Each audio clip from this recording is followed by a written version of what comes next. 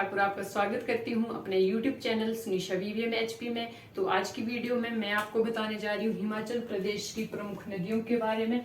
इससे पहले मैं 2 वीडियो और भी अपलोड कर चुकी हूँ हिमाचल प्रदेश की ज्योग्राफी से संबंधित। पहली वीडियो में हिमाचल प्रदेश की भौगोलिक स्थिति और दूसरी वीडियो में हिमाचल प्रदेश की पर्वत श्रृंखलाओं के बारे में बताया गया है।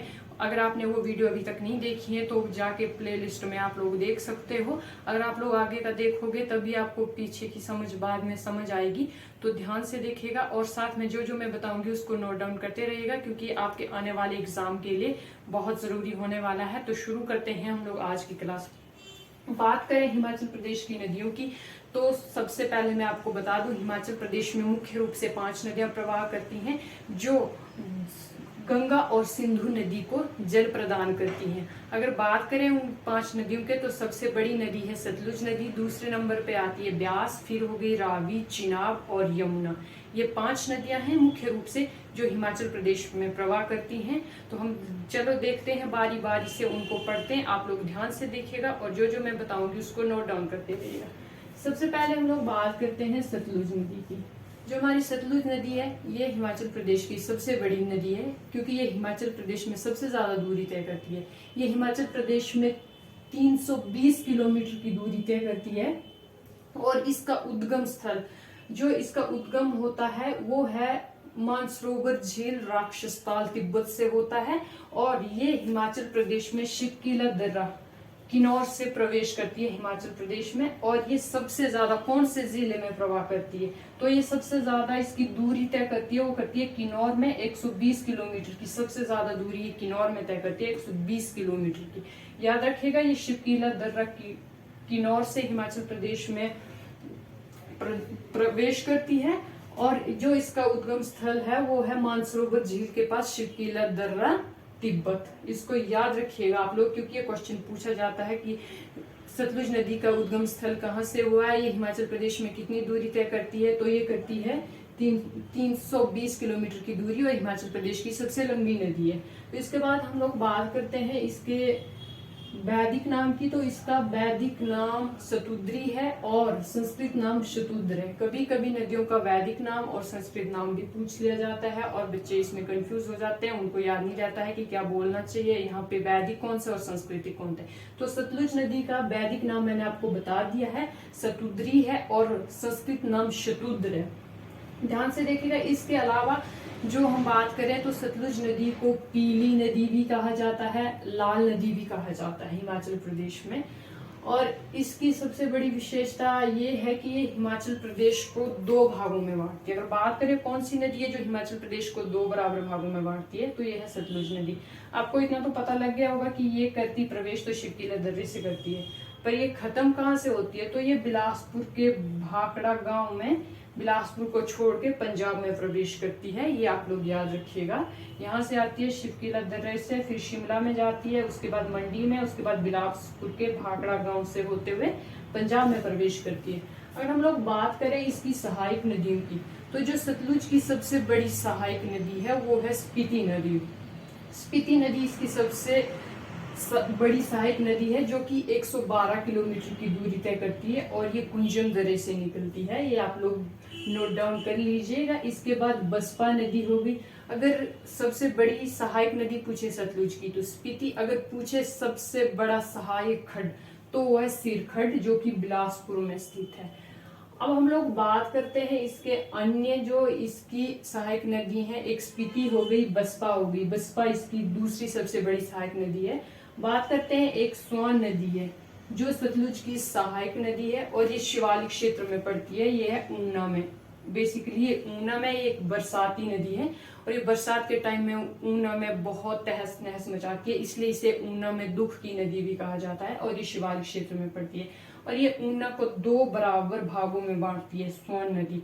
तो आप लोगों को पता लग गया होगा जो कि सतलुज की सहायक नदी है स्पीति, बसपा और स्वान नदी 3 प्रमुख है। अगर खड्ड की बात करें सबसे बड़ा सहायक खड्ड है सिरखड्ड। इसके अलावा 2 और खड्ड हैं, एक है नगोली खड्ड और दूसरा है सोवन खड्ड। आई होप आप लोगों को इतना समझ आ गया होगा। फिलहाल तो अभी आप लोग सतलुज नदी से इतना ही याद रखिएगा, इसका उद्गम स्थल मानसरोवर झील तिब्बत राक्षस ताल से निकलती है और हिमाचल प्रदेश में एंटर करती है शिपकीला दर्रे से, और दूरी 320 किलोमीटर। हिमाचल प्रदेश की सबसे लंबी नदी। बात करें तो लाल नदी भी कहते हैं इसको, पीली नदी भी कहते हैं। वैदिक नाम की बात करें तो शतुद्री, और संस्कृत नाम की बात करें तो शतुद्र। और इसके बाद हम लोग बात करते हैं ब्यास नदी की। ब्यास नदी हिमाचल प्रदेश की दूसरी सबसे बड़ी नदी है। तो आप ध्यान से देखिएगा, ब्यास नदी का जो उद्गम स्थान है, ये पूछा जाता है क्वेश्चन कि ब्यास नदी का उद्गम स्थल कहाँ पे है। तो ब्यास नदी का उद्गम स्थल है ब्यास कुंड, रोहतांग, भृगुतुंग, कुल्लू। कुल्लू से इसका उद्गम होता है। ये कुल्लू से निकलती है ब्यास नदी, और ये कांगड़ा से जाते हुए, कांगड़ा के मेरीथल में कांगड़ा को छोड़ के ये भी पंजाब में प्रवेश करती है। तो प्रवेश निकलती कहाँ से? भृगुतुंग, कुल्लू से, और जाति कहाँ है? पंजाब में मेरीथल नामक स्थान को छोड़ के। आप लोग इतना याद रखिएगा। अगर बात करें इसकी दूरी, तो ये हिमाचल प्रदेश में टोटल 256 किलोमीटर की दूरी तय करती है, और दूसरी सबसे बड़ी हिमाचल प्रदेश की नदी है। अगर इसके हम लोग बात करें तो इसका सांस्कृतिक नाम और वैदिक नाम हमेशा पूछा जाता है। अगर इसके वैदिक नाम की बात करें तो इसका वैदिक नाम है अज्जिक्या, और संस्कृत नाम है विपाशा। याद रखिएगा, ब्यास नदी का वैदिक नाम हो गया अज्जिक्या, और संस्कृत नाम हो गया विपाशा। इसको भी नोट डाउन करते रहिएगा। मैं आपको बार बार बोल रही हूँ, जो मैं बता रही हूँ उसको नोट डाउन करते रहिएगा, आपको बाद में बहुत ज्यादा हेल्प मिलेगी इससे। तो इसके बाद बात करते हैं हम लोग इसकी सहायक नदियों की। तो इसकी जो सबसे बड़ी सहायक नदी है वो ब्यास नदी की, वो है पार्वती नदी। ये सबसे बड़ी सहायक नदी है ब्यास नदी की, पार्वती नदी। और इसकी एक खास विशेषता ये है कि इस नदी से यूरेनियम निकलता है। यूरेनियम के लिए सबसे प्रसिद्ध नदी है जो हमारी, वो हो गई पार्वती नदी। याद रखिएगा, एक होते हैं सोने के लिए, जो जहाँ से सोना निकलता है, वो हो गई हमारी चिनाब नदी है, चंद्रभागा नदी। और अगर बात करें उसके बाद एक और नदी है जो कि यमुना की सहायक नदी है, टॉन्स। ये अब यहाँ से अभ्रक मायका निकलता है। ये मायके के लिए, अभ्रक के लिए प्रसिद्ध हो गई टॉन्स, और सोने के लिए हो गई चंद्रभागा, और यूरेनियम के लिए हो गई पार्वती, जो कि पार्वती है ब्यास की सबसे सहायक नदी, सबसे बड़ी सहायक नदी। और जो ये पार्वती नदी है, ये कुल्लू में जो मनंतलाई ग्लेशियर है वहां से निकलती है, वहां से इसका उद्गम स्थल होता है, इसका उद्गम वहां से होता है। तो बात करते हैं इसकी अन्य जो इसकी सहायक नदी है। तो अगर जहाँ पे ये पार्वती, मलाना, बाणगंगा, तीर्थन, ऊहल, बिनवा, बनेर, लाजी, सुकेती, चक्की, पतलीपुर, ऐसे ऐसे जहाँ पे पार्वती, मलाना, मतलब जहाँ पे बहुत सारे ऐसे एग्जाम में पूछा जाता है कि सहायक नदियां कौन सी है, जहाँ पे ऐसे मलाना, हरला, बाणगंगा, ऐसी ऐसी जहाँ पे आपको दिखे नदियां, तो एकदम से ब्यास पे टिक कर देना, क्योंकि ये जो ऐसी नदियां हैं ये ब्यास की ही सहायक नदियां हैं। तो अब हम लोग बात करते हैं इसके अलावा तीसरी नदी है जो हमारी है रावी नदी। तीसरी सबसे बड़ी हमारी सहायक नदी, सहायक नहीं है, ये मुख्य प्रमुख नदी है रावी नदी। तो इसका जो उद्गम स्थल की इसकी बात करें तो ये निकलती है बड़ा भंगाल, कांगड़ा से इसका उद्गम होता है, और यहाँ से जाती है ये चंबा में प्रवेश करती है, और चंबा में खैरी नामक स्थान पर ये चंबा को छोड़कर पंजाब में प्रवेश करती है, और पंजाब से ये बाद में जे&के में चली जाती है।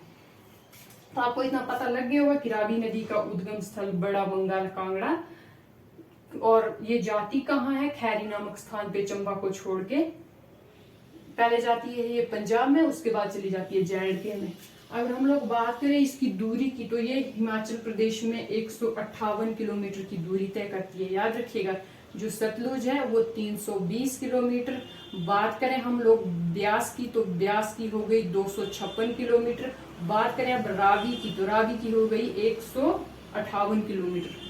याद रखिए, इसका वैदिक नाम की बात करें हम लोग रावी नदी के, तो इसका वैदिक नाम पुरुषनी है, और संस्कृत नाम इसका इरावती है। वैदिक नाम पुरुषनी, संस्कृत नाम इरावती। ध्यान से लिखते रहिए, जो मैं बता रही हूँ उसको लिखते रहिए साथ साथ में। अगर हम बात करें इसकी सहायक नदियों की, इसकी सहायक नदियों की बात करें तो जो ये निकलती है, ये बड़ा बंगाल, कांगड़ा से निकलती है, और इस जो इसके भांदल और तांतगिरी दो जलधाराएं, दो जो सहायक नदी हैं, उनके मिलने से ये बनती है, जो कि धौलाधार के मध्य में स्थित है। तो इसके अगर सहायक नदियों की बात करें तो भांदल, तांतगिरी, आप देख सकते हो, और पीर पंजाल और धौलाधार के बीच बड़ा बंगाल से निकलती है और तांतगिरी में समा जाती है। तो आप इसको ध्यान से लिखिएगा, नोट कर लीजिएगा। इसके अलावा इसकी दो तो हो गई भांदल, एक, दूसरी तांतगिरी, तीसरी सियोल, सियोल भी आप याद रखिए, और एक हो गया चिरचिंद नाला और शतराड़ी नाला। ये रावी की सहायक नदी है। और रावी नदी के जो दाईं तट पे कौन सा शहर बसा, ये भी क्वेश्चन पूछा जाता है। तो इसकी दाईं तरफ चंबा शहर बसा हुआ है रावी नदी के तट पर। तो इसको भी आप नोट डाउन कर लीजिए ध्यान से। अब हम लोग बात करते हैं चिनाब नदी की। हमारी चिनाब नदी की सबसे बड़ी विशेषता ये है कि जल घनत्व की दृष्टि से हिमाचल प्रदेश की सबसे बड़ी नदी है। वैसे तो लंबी तो सतलुज है, पर जब घनत्व की बात करते हैं, जल घनत्व की, हम तो जल घनत्व की दृष्टि से हिमाचल प्रदेश की सबसे बड़ी नदी है, वो हो गई हमारी चिनाब नदी। अगर हम लोग चिनाब नदी के उद्गम स्थल की बात करें तो जो तांडी बारलांचा दर्रा लाहौल स्पीति में इसका उद्गम हुआ है। याद रखिएगा, तांडी बारलांचा दर्रा लाहौल स्पीति, इसको आप लोग नोट डाउन कर लीजिएगा। अगर हम लोग बात करें इसकी दूरी की तो ये हिमाचल प्रदेश में 122 किलोमीटर की दूरी तय करती है। पहली सतलुज 320 में, बार बार इसलिए बता रही ताकि आपको याद हो जाए। सतलुज 320 किलोमीटर, ब्यास हो गई 256, रावी 158 और चिनाब 122 किलोमीटर। अगर बात करें इसके वैदिक नाम की तो इसका वैदिक नाम है अस्कनी और संस्कृत नाम है चंद्रभागा। चिनाब नदी वैदिक नाम अस्कनी, संस्कृत नाम चंद्रभागा। नोट डाउन करते रहेगा इसको साथ साथ में। अगर हम लोग इसके सहायक नदियों की बात करें तो चंद्रा और भागा इसकी दो प्रमुख सहायक नदियां हैं, चंद्रा और भागा। और एक विशेषता ये है चिनाब नदी है जो चंद्रभागा नदी, ये सोने के लिए प्रसिद्ध है। और एक सेंचुर नाला हो गया और मयार नाला, ये भी इसके प्रमुख नाले हैं, सहायक नाले। और चंद्रभागा दो प्रमुख सहायक नदियां हैं। आई होप आप लोगों को यहाँ तक समझ में आ चुका होगा अच्छी तरह से। हम लोग बात करते हैं चिनाब नदी की, तो ये निकलती है, यहाँ पे मैंने आपको बता दिया, तांडी बारलांचा दर्रा, यहाँ से ये जाती है चंबा में। चंबा में ये संसारी नाले को छोड़ करके जम्मू कश्मीर JNK में चली जाती है। तो संसारी नाले निकलती कहाँ से, तांडी बारलांचा दर्रा लाहौल स्पीति, और जाती कहाँ है, संसारी नाले से हिमाचल को छोड़ के JNK में। आई होप यहाँ तक आप लोगों को समझ में आ चुका होगा। तो अब हम लोग जो बात करते हैं लास्ट और सबसे छोटी जो हिमाचल प्रदेश की नदी है वो है यमुना नदी। यमुना नदी की बात करें तो ये सबसे छोटी नदी है। ये टोटल 22 किलोमीटर की दूरी तय करती है, टोटल मात्र 22 किलोमीटर। ये हिमाचल प्रदेश में 22 किलोमीटर दूरी तय करती है। और जो इसका उद्गम है तो ये हिमाचल में नहीं है, इसका उद्गम हिमाचल से बाहर होता है। एक क्वेश्चन हाँ पिछली बार हिमाचल प्रदेश पुलिस कांस्टेबल के पेपर में आया था, वहां पे दी थी 5 नदियां और वहां पे पूछा था कि इनमें से कौन सी नदियां हैं जिनका उद्गम हिमाचल में होता है। तो हमारी 3 नदियां हैं जो हिमाचल में जिनका उद्गम होता है, वो है रावी, ब्यास और चिनाब। ये 3 नदियां हैं जो हिमाचल में इनका उद्गम हुआ है। लेकिन 2 ऐसी नदियां हैं जो हिमाचल से बाहर में इनका उद्गम हुआ है। एक तो हो गई हमारी यमुना, ये है यमुनोत्री कलिंद पर्वत, उत्तराखंड में इसका उद्गम हुआ है। और दूसरी हमने जो बताई सबसे पहले सतलुज। सतलुज भी क्या बोलते हैं, राक्षस ताल तिब्बत से निकली हुई है, इसका उद्गम स्थल वहां पे है। और यमुना का भी उत्तराखंड में है। तो जो बेसिकली अगर ऐसा क्वेश्चन पूछे तो 3 ही नदियां हैं जो हिमाचल में ही निकलती हैं जिनका उद्गम स्थल हुआ है, वो है ब्यास, रावी और चिनाब। इसको भी आप लोग नोट डाउन कर लीजिएगा। बात करते हैं यमुना की, तो यमुना निकलती है यमुनोत्री कलिंद पर्वत उत्तराखंड से। ये जो इसकी टोटल दूरी की बात करें तो इसकी टोटल दूरी है 22 किलोमीटर, जो मैंने आपको पहले बता दिया। वैदिक नाम की बात करें तो इसका वैदिक नाम है कलिंदी और सांस्कृतिक नाम इसका कोई नहीं है।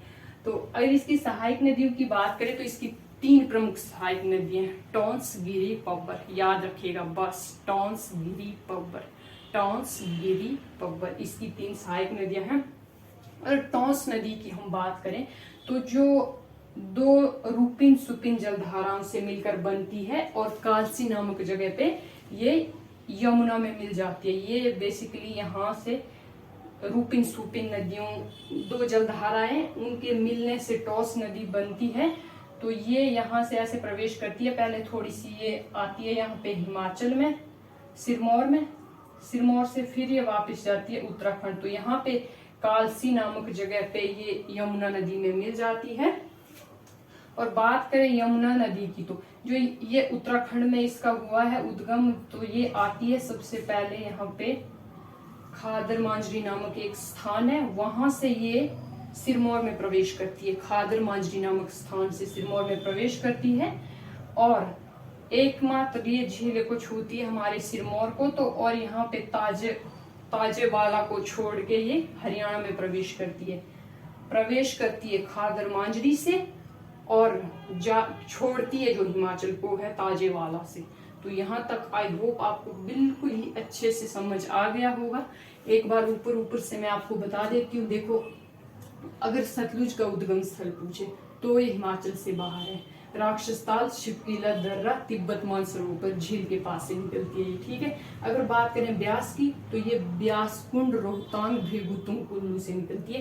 रावी की बात करें तो ये बड़ा बंगाल, कांगड़ा से, और चिनाब की बात करें तो तांडी, बालांचा दर्रा, लाहौल स्पीति। और बात करें यमुना की तो ये है यमुनोत्री, कलिंद पर्वत, उत्तराखंड। आपको पांचों नदियों के पहले तो बारी बारी से उद्गम स्थल याद होने चाहिए, उसके बाद दूरी याद होनी चाहिए। सबसे पहले बड़ी सतलुज 320 किलोमीटर, उसके बाद ब्यास 256 किलोमीटर, फिर रावी 158 किलोमीटर, चिनाब 122 किलोमीटर, और जो टोटल यमुना है सबसे छोटी, ये 22 किलोमीटर की दूरी तय करती है। जब आपकी दूरी कंप्लीट हो जाएगी तो उसके बाद आते हैं वैदिक और सांस्कृतिक नाम, जहाँ पे बहुत ज्यादा सस्पेंस होता है। तो इसमें करना कुछ नहीं है। सतलुज का सतुद्री और शतुद्र दोनों इजी, आप लोग देखते ही पहचान जाओगे। अगर करें बात यमुना की तो यमुना का कलिंद पर्वत उत्तराखंड से निकलती है। आपको इतना याद होगा तो आपको कलिंदी आसानी से कर देंगे। इसका एक है, बची है 3, तो इसमें कंफ्यूजन होता है। तो याद रखिए, ब्यास का जो वैदिक नाम है वो अर्जितिया, सांस्कृतिक नाम विपाशा, और रावी पुरुषनी वैदिक नाम, और जो सांस्कृतिक नाम है वो इरावती हो गया। तो इसका भी इजी है, वैदिक नाम हो गया अस्तिनी, संस्कृत नाम हो गया चंद्रभागा। आपको पढ़ना तो पड़ेगा, थोड़ी मेहनत तो करनी पड़ेगी, तब याद रहेगा आपको। तो मेरे हिसाब से तो ये वीडियो कंप्लीट हो गई है। ऐसे तो ये बहुत लंबा चौड़ा इसकी सहायक नदियां, एक एक नदी पे अलग अलग से वीडियो बनानी पड़ेगी अगर बिल्कुल ही डीपली पढ़ना है। पर जैसे ओवरव्यू मैंने दे दिया थोड़ा थोड़ा, मतलब जैसे आपको समझ आ जाएगा कि कितनी कहाँ से निकलती है, कितनी दूरी तय करती है, और कौन कौन सी सहायक नदियां हैं, क्या क्या इनका वैदिक सांस्कृतिक नाम है। तो जो छोटे टेस्ट होते हैं, कांस्टेबल, पटवारी, गार्ड वगैरह, उनके लिए तो ठीक है, पर हाई लेवल के लिए इससे भी ज़्यादा मेहनत करनी पड़ेगी। तो आप लोग पहले इसको पढ़ लीजिएगा। अगर मेरे पास ज़्यादा टाइम हुआ तो मैं बारीकी से एक एक जो नदी है उस पर अलग से वीडियो बनाऊंगी, पर फिलहाल के लिए आप लोग इसको ठीक से पढ़ लेना।